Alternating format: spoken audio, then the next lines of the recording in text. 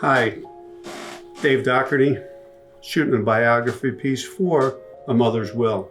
So I just want to show you some of the pictures that are a part of my life and my acting career.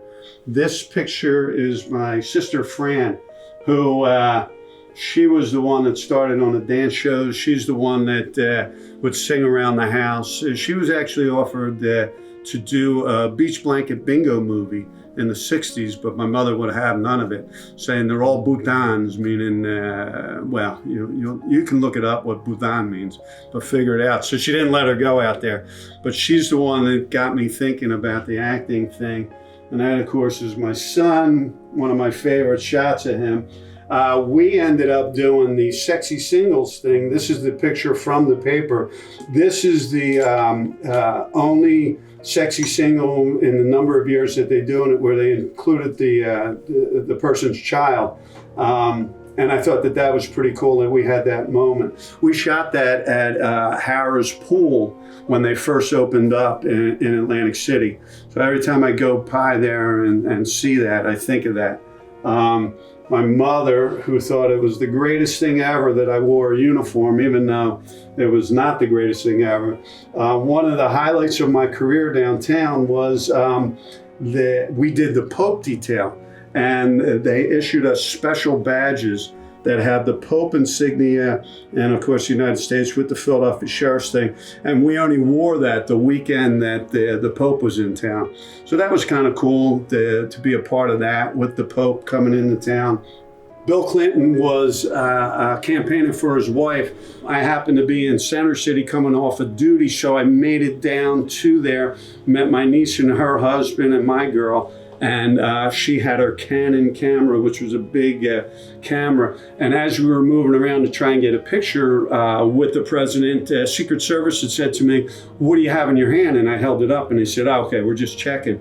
So I asked the president, and I said, "Mr. President, can we get a picture with the girls?" And he went, "Sure." And he put his arms around the girls, and I got a couple shots. And then I said to him, "Can I take a picture?" And he went, "Yeah, all right, hurry up." And he moved me over, and that's the picture that we took. The funny thing about that is I am carrying a weapon standing right next to him, and the Secret Service had no idea. Had I been a wackadoodle, I could have took him out right there. But, I'm an officer of the law, and it was fine.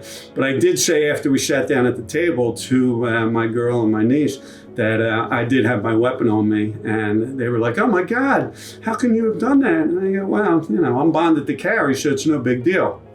But that was an interesting part of my career downtown.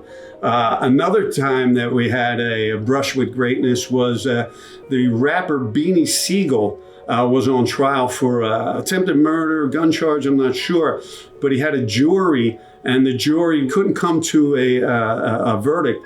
So they were out for 5 days. On that Friday, the defense counsel, Fred Perry, he thought it would be a good idea to bring in Beyonce, Damon Dash from Rockefeller Records, and Jay-Z, which they brought them all in, and they sat them behind Beanie Siegel. And the jury, of course, saw these celebrities, and that was the idea, was they were going to sway them.